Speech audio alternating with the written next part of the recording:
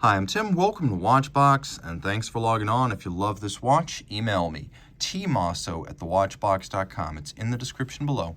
It is your purchase and pricing email question line for buying this or any watch you see on any Watchbox platform. Please reach out to me directly. Email tmosso@thewatchbox.com for pricing. Today we're discussing the Ulysse Nardin Diver. This is the Diver 42mm. It was launched in 2018. It's based on the 1964 Ulysse Nardin Diver Locle, named after the hometown of Ulysse Nardin, which, by the way, is depicted in coordinate form on the dial.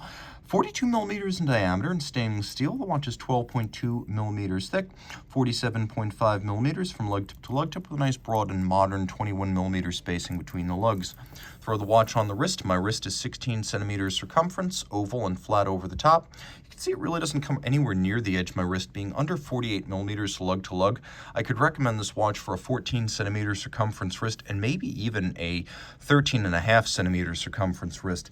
Thanks to the Sellita SW300 automatic base, it is a thin watch for a 300-meter diver. Again, it's only 12.2 millimeters thick, and when strapped down, it sits even lower than that. You can see over the top, the lug's nowhere near the edge of my wrist. We have a lovely period-inspired straight bar mesh bracelet. Really looks the part of an early 60s bracelet, often called shark-proof or shark hunter bracelets. These are created as a large fabric sheet of woven chain and then cut to suit, with the edges then machined to remove all the rough burrs and sharpness. So it's got a wonderfully supple and silky feel, top, bottom, and side. There's a little bit of a taper down from the lugs to the clasp, and you can see the clasp very minimal and the fashion of a vintage piece. It does say Ulysse Nardin externally, and unusually for a diving clasp, it features both a clamshell lock and trigger release, so it is double secure when it's on the wrist. Another unusual feature here, you can see that there are many pairs of divots inside the clasp body that allow you to use your strap tool to change the anchoring point of the bracelet. Now this is great because it allows you to size this thing without actually removing links and risking the loss of links. Unexpected is that there are also adjustment divots on the other side, so you have some degree of adjustability on two different sides for a rather large range. And again, the bracelet just feels wonderful, silky, like a piece of fabric, not like a piece of chainmail. The lug junction profile is probably the most familiar part of the watch, as we've seen these fluted lugs on a number of Ulysse Nardin watches over the years. The lug hoods are polished on their fluted side, they're polished on their flanks, and then they're satinated on their very tops. So the tops are satinated to contrast with the flanks and the fluted portion. And then you can see the wraparound squared off ends. Those are also satinated. We have polish between the lugs on both sides. We have polish on the mid case.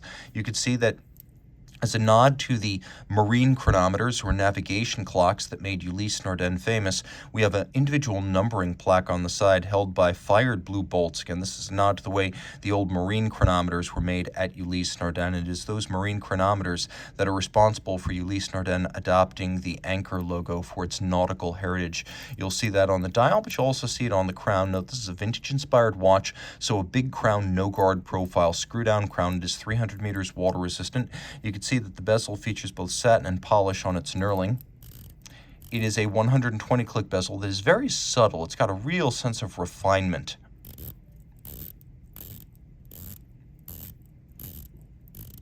It doesn't have any of the reluctant grit to its action that you find on some cruder bezels, like those you often experience on Omega dive watches. This is much more refined.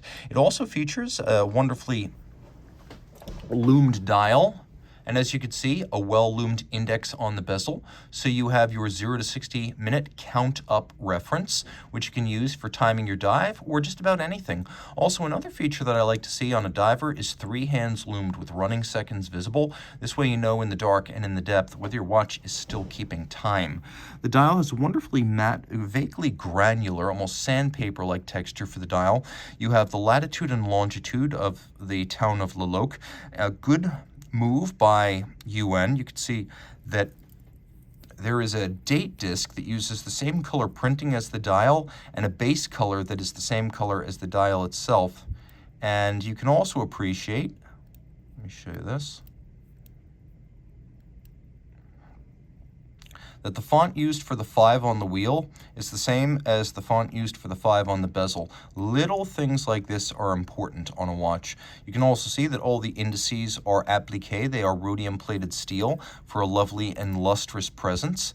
And then flip it all over, you can see Ulysse Nardin's anchor again, as well as a note that this watch contains silicon technology. What's inside here is an SW300 from Sellita. SW300 is an ETA 2892A2 architecture, but because the 2892 has been around for ages, it's sort of an open source. All the patents and licensing rights are expired, so anyone can make a 2892. Sellita does and calls it the SW300. Now, UN then makes some changes, adjusting it in-house for accuracy and replacing Sellita's conventional pallet stones and fork and escape wheel made out of metal with silicon components that are high efficiency and unlubricated. It's a bidirectional automatic winder.